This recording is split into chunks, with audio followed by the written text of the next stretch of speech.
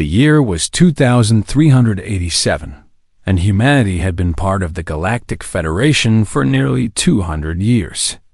In that time, humans had spread across dozens of worlds, built great cities on alien planets, and earned their place among the stars. They were not the strongest species in the galaxy. They were not the oldest. But every species knew one simple truth about humans. A truth that had kept the peace for 2 centuries. Never harm human children. Commander Daniel Hayes stood on the bridge of the starship Constellation and watched the stars pass by on the main screen. His ship was not a warship. It was an escort vessel, built for protection rather than attack. Today, his mission was simple. He would guide the civilian transport vessel Horizon to the new human colony on Kepler 7b.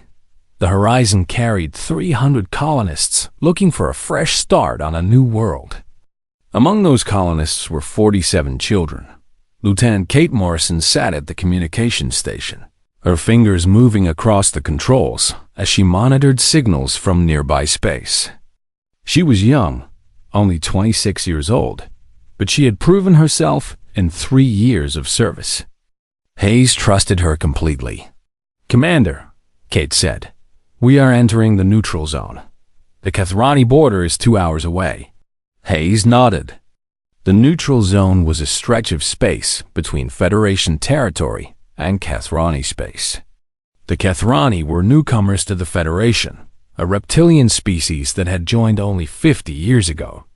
They were known for their aggressive nature and their long history of conquest. Many in the Federation had opposed their membership, but politics had won over caution. On the Kathrani homeworld, Ambassador Councillor Vorath sat in his private chamber and studied reports from his spies. Vorath was old for his species, nearly 300 years, and he had spent most of that time conquering weaker worlds. He had led the Kathrani into the Federation, not out of a desire for peace, but because he saw opportunity. The humans confused him. They were soft creatures, ruled by emotion rather than logic. They cried when they were sad.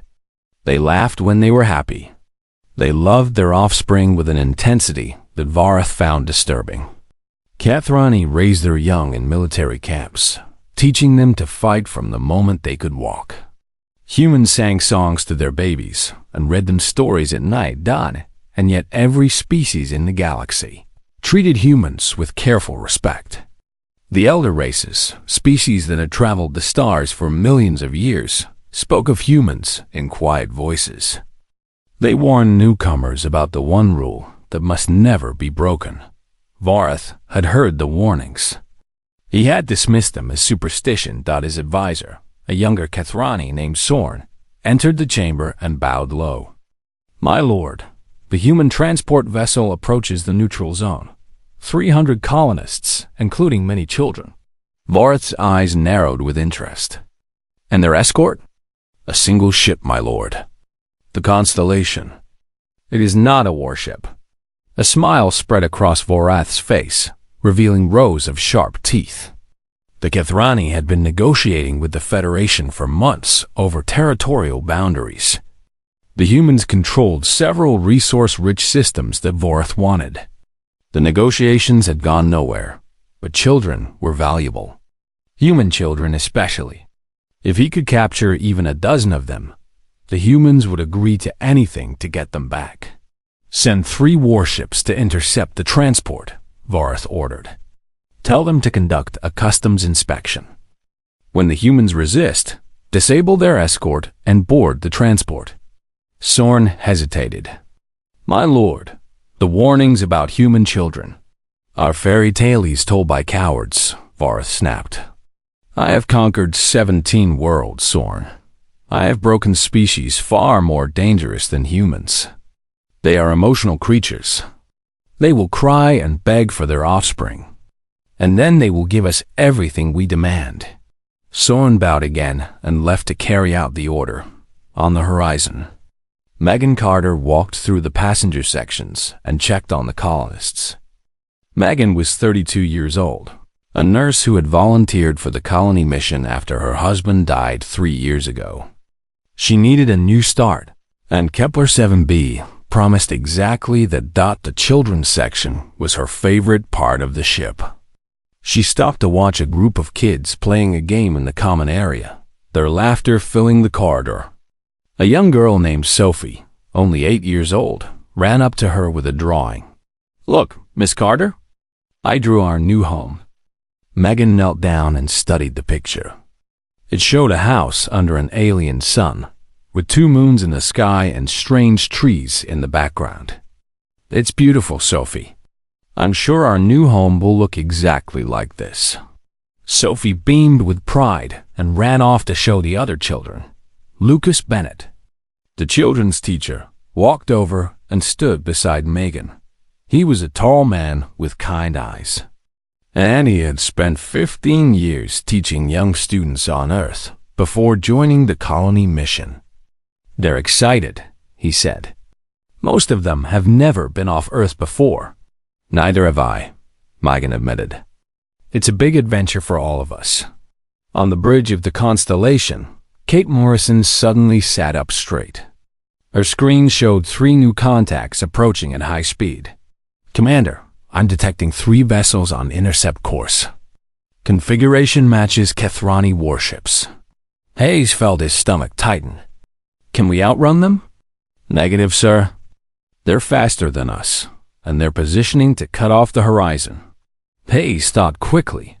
The neutral zone was technically open space, but Kethrani warships had no business approaching a Federation civilian transport. Something was very wrong. "Open a channel to the lead ship," he ordered. Kate worked her controls. "Channel open, sir." Hayes straightened his uniform and spoke clearly. "Kethrani vessels, this is Commander Daniel Hayes of the Federation Starship Constellation. You are approaching a protected civilian transport in violation of treaty protocols. State your intentions."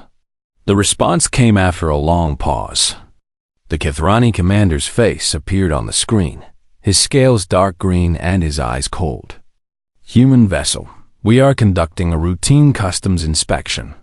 You will halt your transport and prepare to be boarded." "Customs inspection?" Hayes kept his voice calm. "We are in the neutral zone, not Kethrani space. You have no authority to inspect Federation vessels here." "We have authority because we say we have authority," the Kethrani commander replied. "Halt your vessel, or we will halt it for you." Hayes ended the transmission and turned to Kate. "Send a distress signal to Federation Command. Tell them we have hostile contact with Kethrani warships. Tell them we are protecting a civilian transport with children aboard." Kate's hand shook slightly as she transmitted the message. She knew what the word children would mean to anyone who received it. Hayes opened a channel to the horizon. "Transport vessel Horizon, this is Commander Hayes. Increase speed to maximum and continue toward the colony. Do not stop for any reason." The Horizon's captain, a veteran named Sam Miller, responded immediately. "Commander, we cannot outrun warships." "I know," Hayes said, "but you can try. The Constellation will buy you time." He closed the channel and looked at his small crew. They were not soldiers. They were escorts. Their ship had weapons, but nothing that could match 3 Kethrani warships. But the Horizon carried 47 children. And Daniel Hayes would die before he let anyone harm them. "Battle stations," he ordered quietly. "Prepare to engage." 3 months passed. The galaxy slowly returned to normal, though normal had taken on a new meaning. The Kethrani Empire no longer existed. Its homeworld remained intact, as the humans had promised, but everything else had changed. The Great Kethrani fleet, which had once terrorized neighboring systems, had been reduced to a handful of patrol vessels. The colonies that Varath had ruled were now independent or absorbed by other species. The military academies where young Kethrani had trained for war were closed, replaced by schools that taught different lessons. Varath himself sat in a human prison on Earth, serving a life sentence for crimes against children. He had demanded to be tried under Kethrani law, which would have resulted in his execution. The humans had refused. They wanted him to live. They wanted him to spend the rest of his long life thinking about what he had done.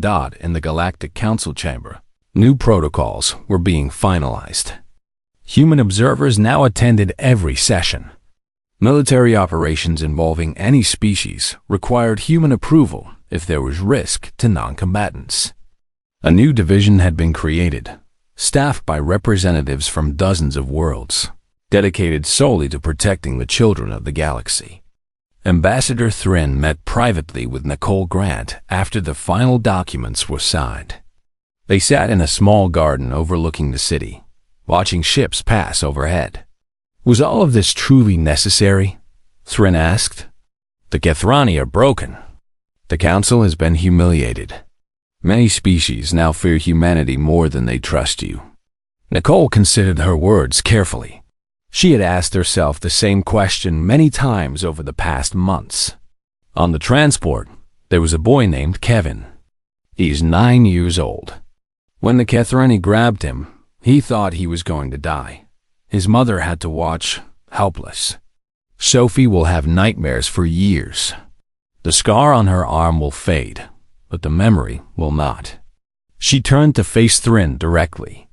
Yes, all of this was necessary, because the next species considering such an action will remember what happened to the Kethrani.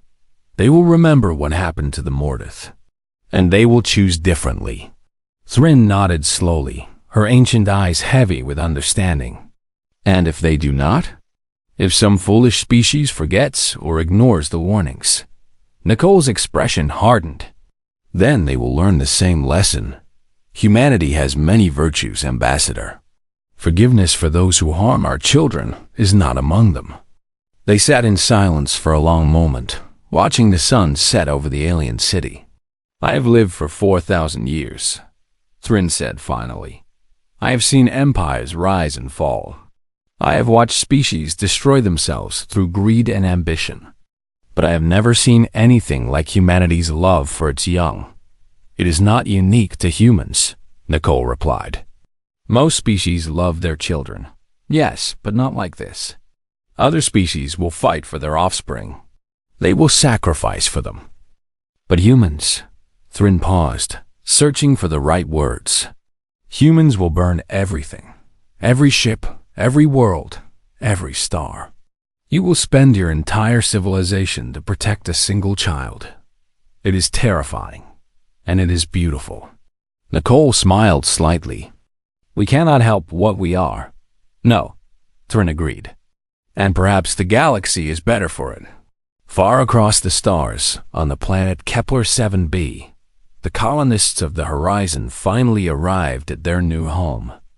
The journey had been delayed by months as the galaxy burned around them. But they had survived. All of them.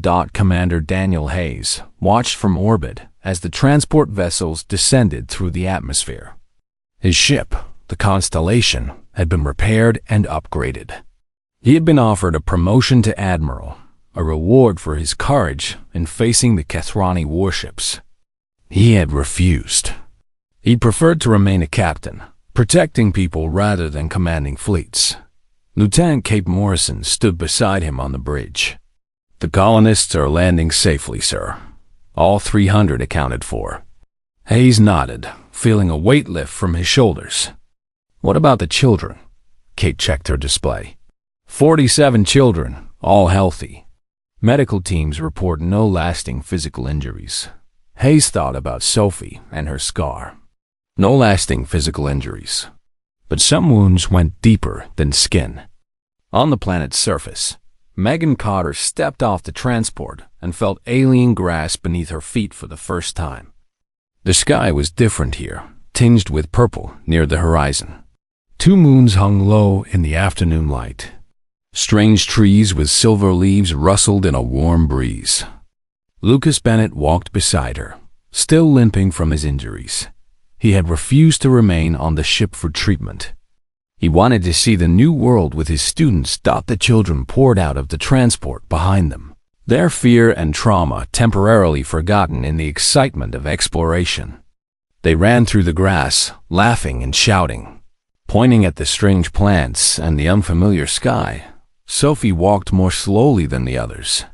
The bandage was gone from her arm now, but a thin white line remained where the Kathrani soldier's claws had cut her. She would carry that mark for the rest of her life. Megan knelt down beside her. "How do you feel, sweetie?" Sophie looked around at the alien landscape, her eyes wide with wonder despite everything she had been through. "It's beautiful," she whispered. "Just like I drew it." She reached into her pocket and pulled out her drawing, carefully preserved through all the chaos. The picture showed a house under an alien sun, with 2 moons in the sky and strange trees in the background. Looking around, Megan realized that Sophie had somehow captured the essence of this world before ever seeing it. "Yes," Megan agreed, her voice thick with emotion. "It is beautiful, and it's home now." Sophie smiled, the first real smile Megan had seen from her since the attack. "Can I go play with the others?" "Of course you can. Go ahead." Sophie ran off to join her friends, her laughter mixing with theirs as they explored their new world together. Megan watched her go, tears streaming down her face. Lucas put his hand on her shoulder. "She'll be okay. They all will." "I know," Megan said, "but I'll never forget what almost happened to them." "None of us will," Lucas replied. "And neither will the galaxy." Above them, human ships patrolled the skies. Around them, a new colony began to take shape. And across the universe, species that had once seen humans as soft and emotional now spoke of them with respect and fear. The first rule of the galaxy remained unwritten but absolute: do not attack the human children. The Mordath had learned that lesson 200 years ago. The Kathrani had learned it now. Their empires had been the price of their education. Some species whispered that it was unfair. They argued that humans held the galaxy hostage with their protective instincts. They complained that no other species received such consideration, but most species understood the truth. Humans did not protect their children because they were special. They protected their children because that was what parents did. The only difference was that humans were willing to go further than anyone else. They were willing to sacrifice everything. And in a galaxy filled with danger and uncertainty, that made humanity the most frightening species of all. On Kepler 7b, the sun set slowly, painting the purple sky with shades of orange and gold. The colonists gathered for their first meal on their new world, sharing food and stories and hopes for the future. Children played in the fading light, their laughter echoing across the empty plains. Sophie sat with her friends, drawing a new picture. This one showed not a house, but a family. Parents and children, teachers and nurses, all standing together under an alien sun.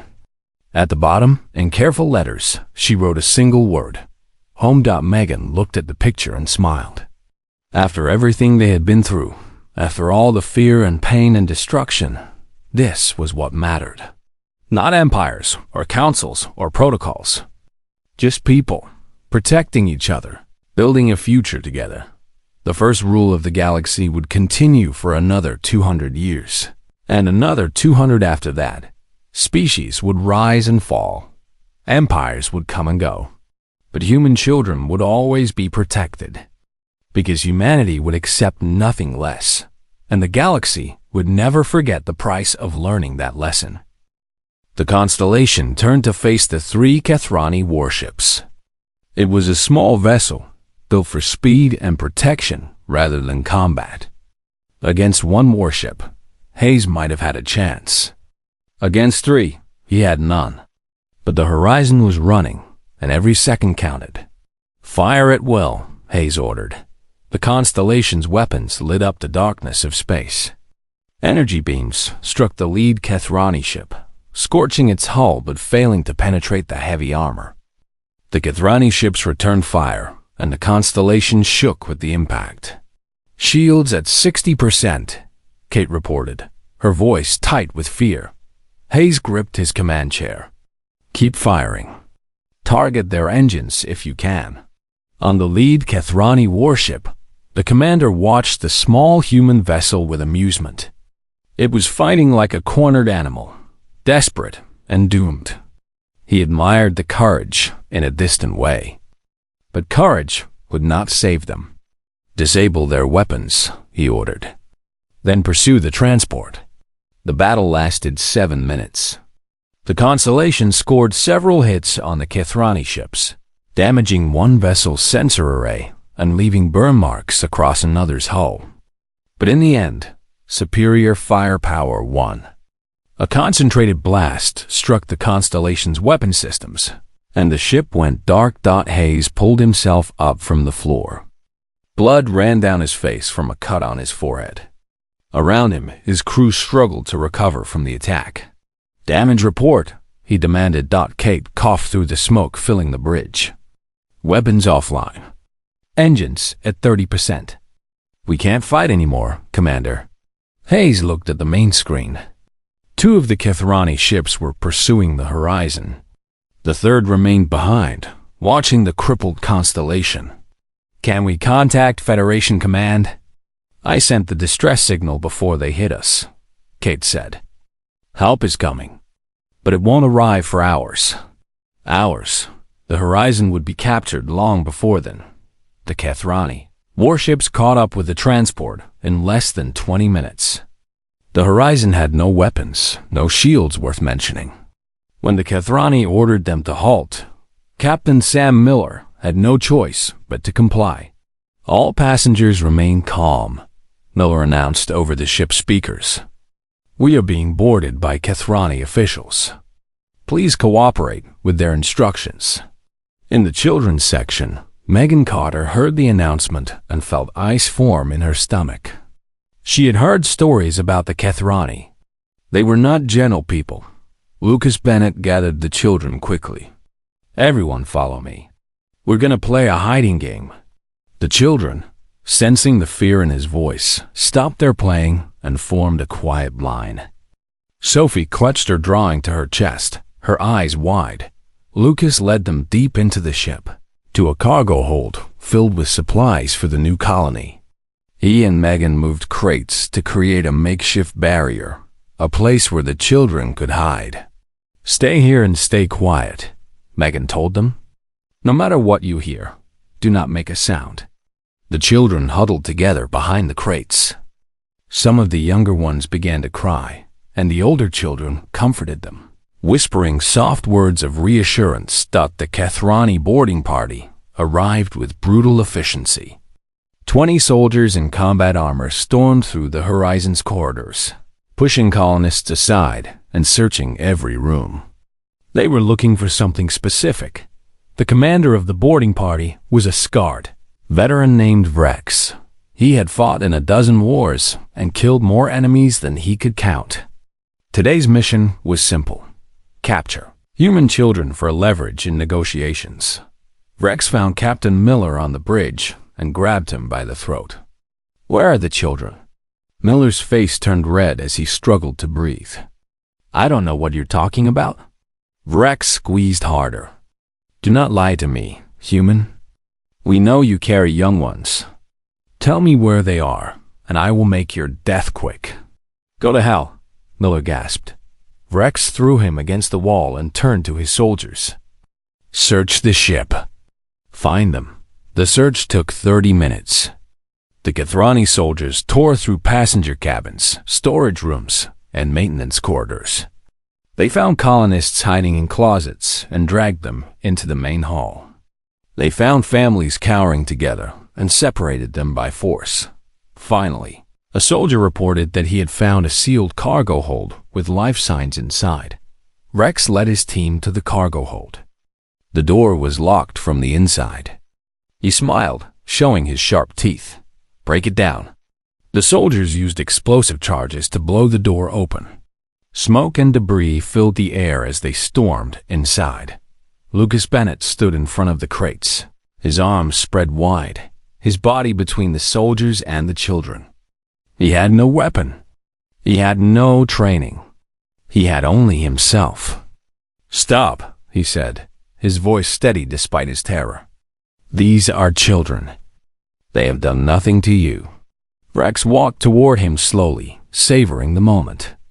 "They are valuable, human. Your government will pay well to have them returned safely. Please," Lucas begged, "take me instead. Take all the adults. Just leave the children alone." Rex laughed, a harsh sound like rocks grinding together. "Your bravery is noted and ignored." He struck Lucas across the face with the back of his hand. The blow sent Lucas flying into a stack of crates. He collapsed and did not move. Megan screamed and ran to Lucas. Blood pooled beneath his head. She checked his pulse and found him still alive, but badly hurt. The children began to cry, their hiding place exposed.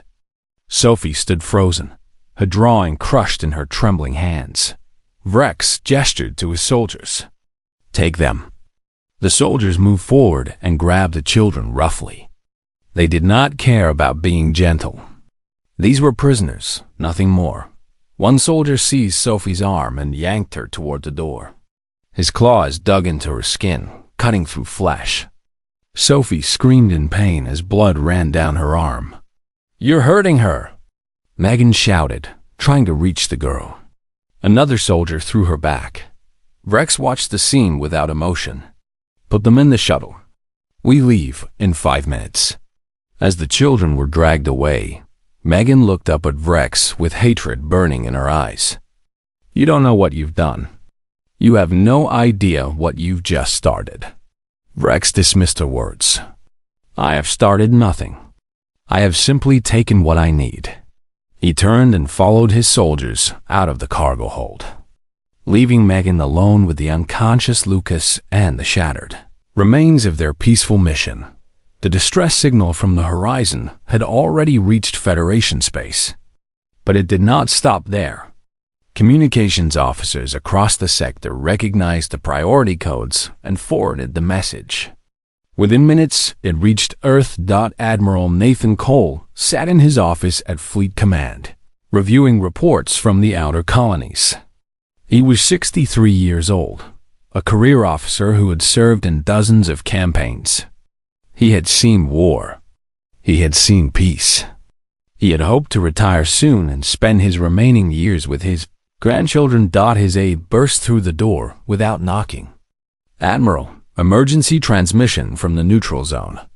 Cole took the datapad and read the message. His face went pale, then hardened into something cold and ancient. The message was short. "Kathrani forces have attacked civilian transport horizon in neutral zone. Children taken hostage. Multiple injuries. Requesting immediate assistance." Cole read the message twice. Then he set down the datapad and walked to his desk. From a locked drawer, he removed a small communicator that had not been used in 200 years. He pressed the activation button and spoke 4 words. "Activate Protocol Prometheus." Across human space, alarms began to sound. Ships that had appeared to be simple cargo vessels dropped their disguises and revealed hidden weapons. Defense platforms that seemed decorative powered up with enough firepower to crack moons. In asteroid belts throughout the outer systems, sleeper fleets came online, their crews awakening from cryogenic storage. The galaxy was about to remember why no one harmed human children. Protocol Prometheus was humanity's darkest secret. It was created 200 years ago, shortly after humans made first contact with alien species. In those early days, humanity learned a terrible truth. The galaxy was not always kind, and some species saw weakness as an invitation. The protocol existed for one purpose only. It was the answer to any species that dared to harm human children. It was not a plan for negotiation. It was not a plan for measured response. It was a plan for absolute destruction. For 2 centuries, the protocol had remained dormant. Hidden weapons stayed hidden. Sleeper fleets stayed asleep. The galaxy had learned its lesson, and no one had been foolish enough to test humanity's resolve. Until now. on the Kethrani homeworld. Council of Vorath received reports that the children had been captured successfully. He smiled with satisfaction. The plan was working perfectly.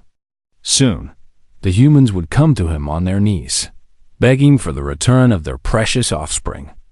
He would demand territorial concessions. He would demand resources. He might even demand a seat on the Federation's High Council. His aide Sorn entered the chamber with a troubled expression. "My lord, we are receiving unusual readings from human space." Vorath waved his hand dismissively. "They are angry. They will protest. Let them. It is more than protests, my lord.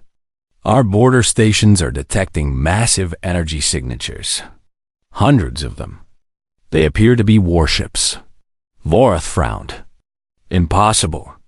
Our intelligence says the human fleet is scattered across their territory. They could not assemble so many ships in such short time."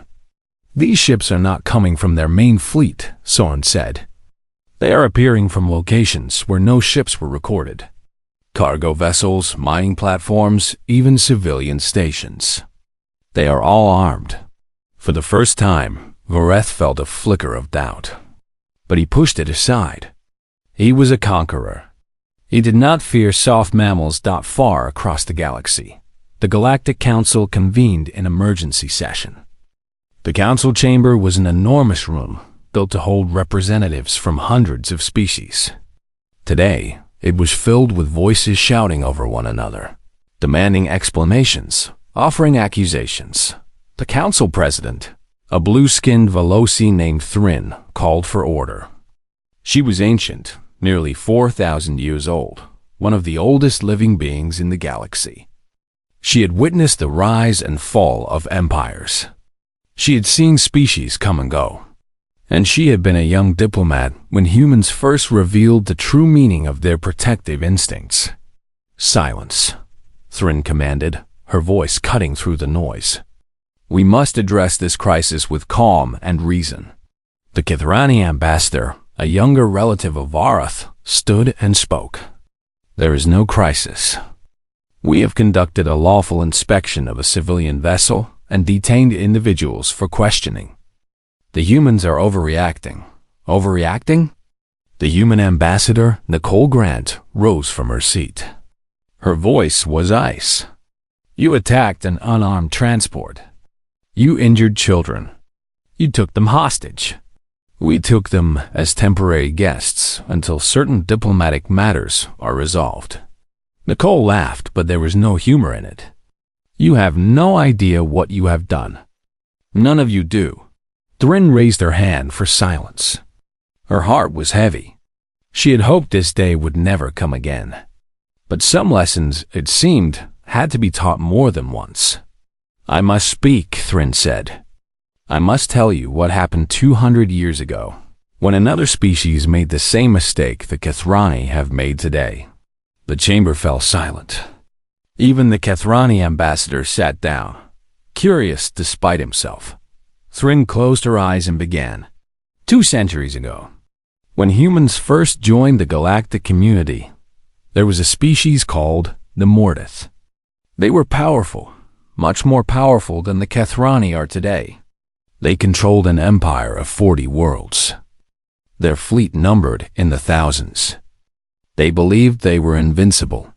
She paused, gathering her memories. The Mortith saw humans as weak.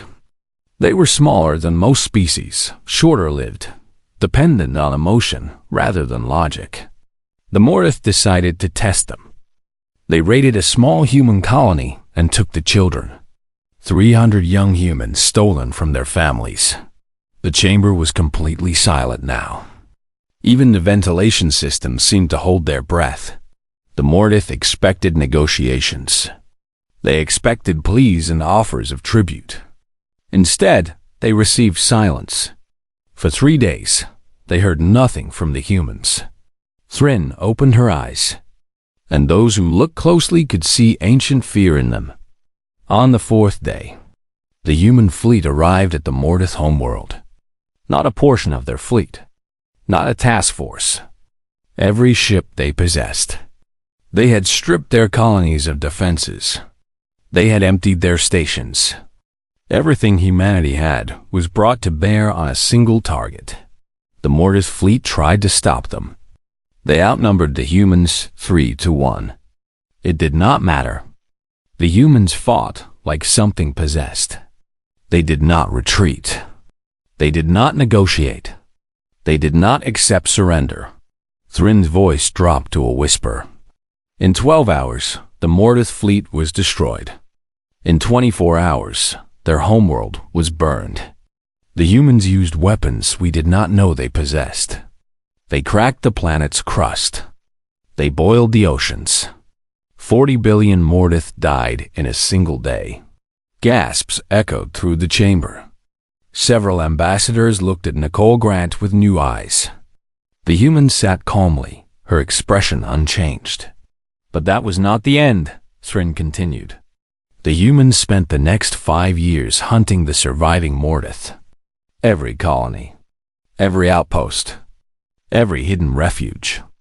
They found them all. They destroyed them all.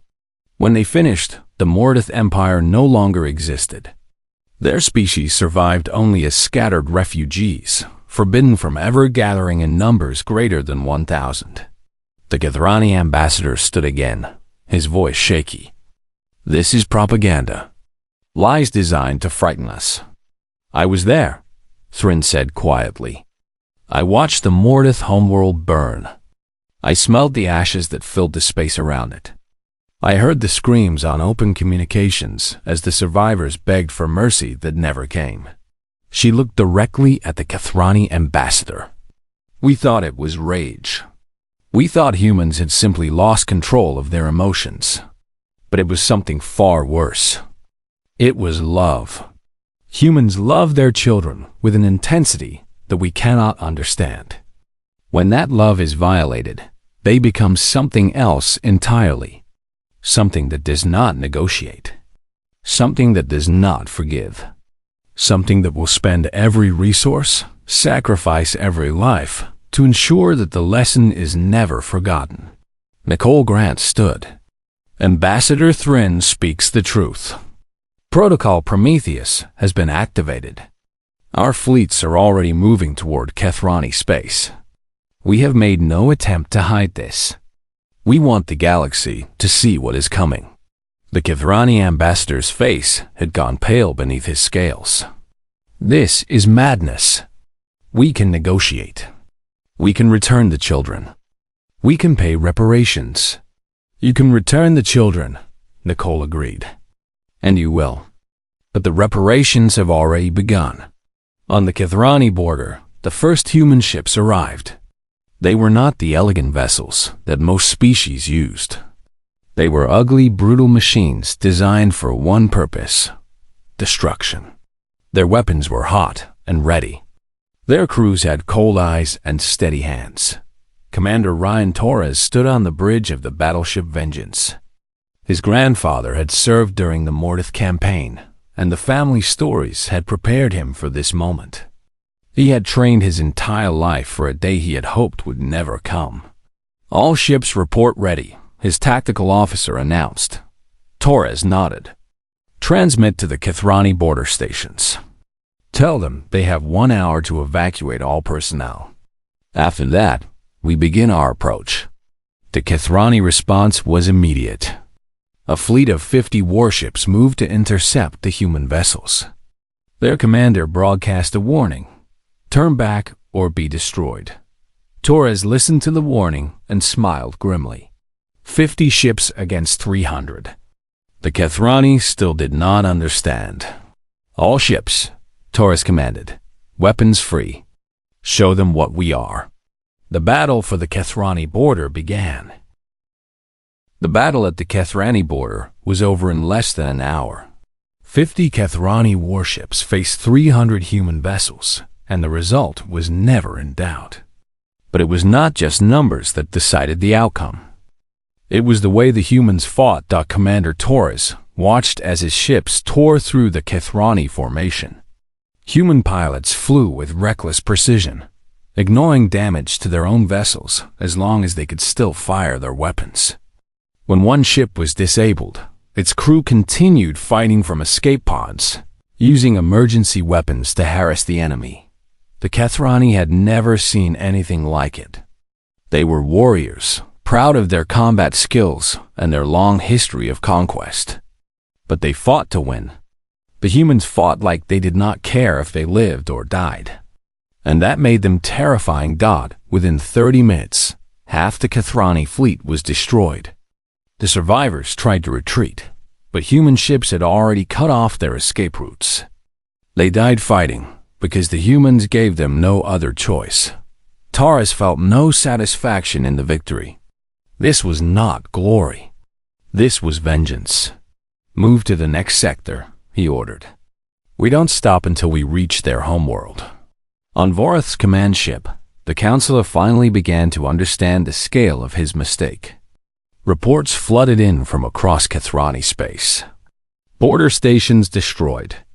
Patrol fleets scattered. Human vessels appearing everywhere, moving with purpose and terrible efficiency. His aide Sorn entered the command center with a datapad. My lord, the Federation Council has issued a statement. They are calling for immediate negotiations. Negotiations? Vorath laughed bitterly. The humans are not negotiating. They are exterminating.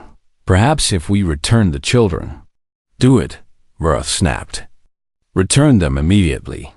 Send a message to the humans. Tell them we surrender. Tell them whatever they want to hear. Sorn hesitated. My lord, the children are on a transport heading to our homeworld. They are still hours away. Vorath's scales turned pale. Hours. He did not have hours. At the rate the human fleet was advancing, they would reach his homeworld before the children could be returned. Then send the transport to meet them, Vorath ordered. Tell the humans we are returning their offspring. Tell them we acknowledge our mistake. Tell them we will accept any punishment they demand. The message was sent. The response came from Admiral Nathan Cole himself. Counselor Vorath, the Admiral's voice was calm and cold. You have harmed our children. One of them, a girl named Sophie, will carry a scar on her arm for the rest of her life because your soldiers were too rough with her. Do you understand what that means? Vorath swallowed hard. I understand. I will punish those responsible. I will pay any reparations you demand. Reparations cannot heal that scar, Cole replied.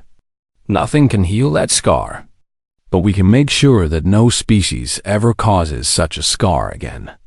Your civilization will serve as the example.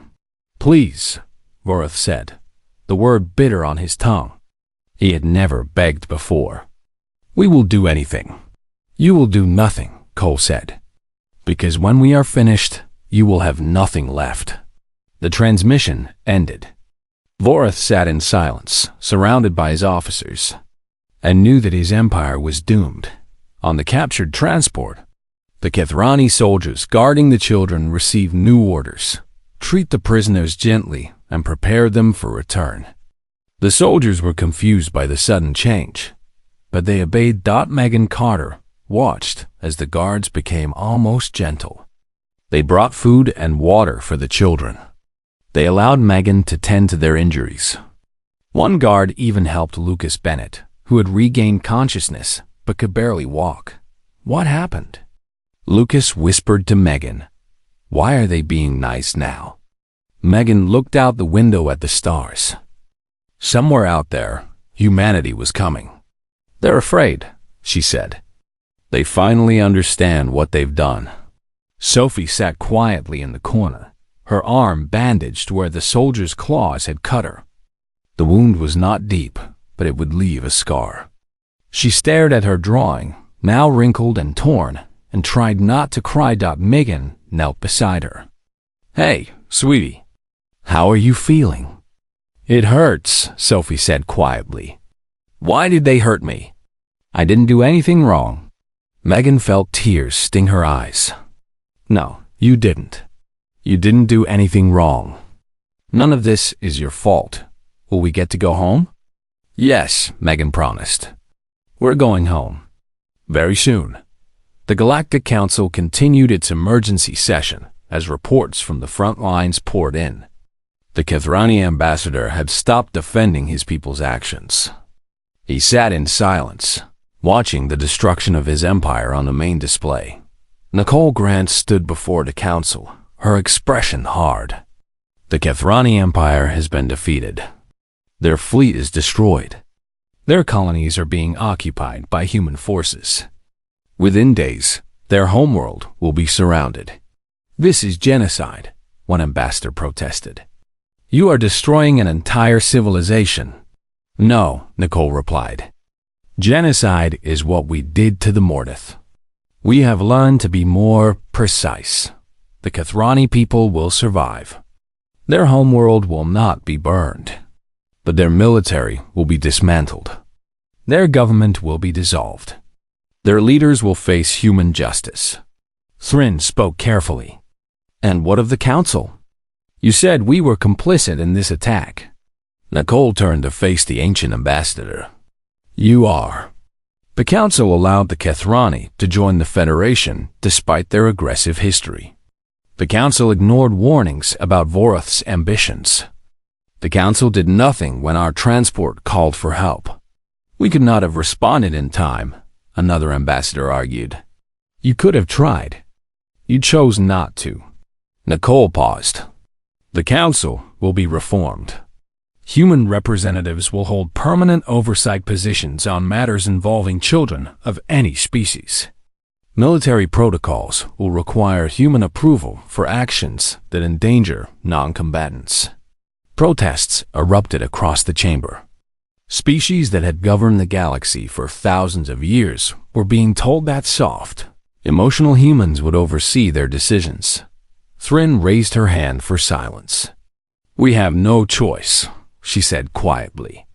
We made this choice when we failed to act. Now we pay the price. The chamber fell silent. One by one, the ambassadors accepted the new reality. Humanity had drawn a line, and the galaxy had crossed it. Now everyone would live with the consequences. On the Kethrani homeworld, Voreth received word that the human fleet had surrounded his planet. Thousands of ships hung in orbit, their weapons pointed at cities that had stood for 1,000 years.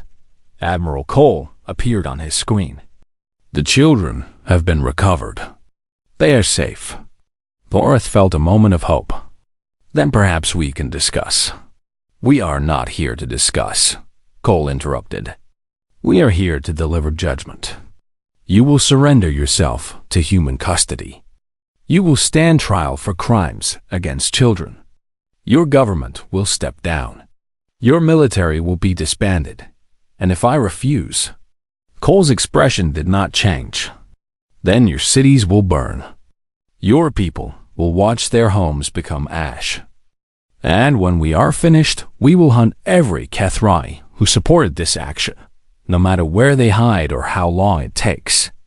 Voreth closed his eyes. He had been a conqueror his entire life. He had never been conquered. But there was no fighting this. The humans were not threatening. They were promising. And he knew they would keep that promise. I surrender, he said. Spare my people. Your people were already spared, Cole replied. It was only you who needed to learn.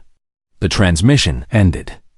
Voreth sat alone in his chamber, waiting for the humans to come and take him. Outside his window, human ships filled the sky, silent reminders of the rule that should never have been broken.